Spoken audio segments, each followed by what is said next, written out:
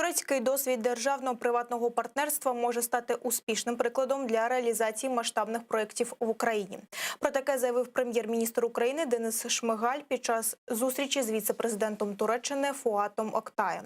Вони обговорили співпрацю з турецькими компаніями в Україні та покращення бізнес-клімату для залучення нових інвесторів. До того ж, говорили і про будівництво житла для кримських татар, які були вимушені покинути рідні домівки на окупованому півострові. У лютому 2020 року президент Туреччини Реджеп Тайп Ердоган під час офіційного візиту в Україну підтвердив готовність фінансувати і навіть будувати квартири для кримських татар-переселенців. Але точна кількість квартир та де саме їх будуватимуть, досі невідомо. Окрім Херсонщини, називають Київ, Львів, Одесу і Миколаїв.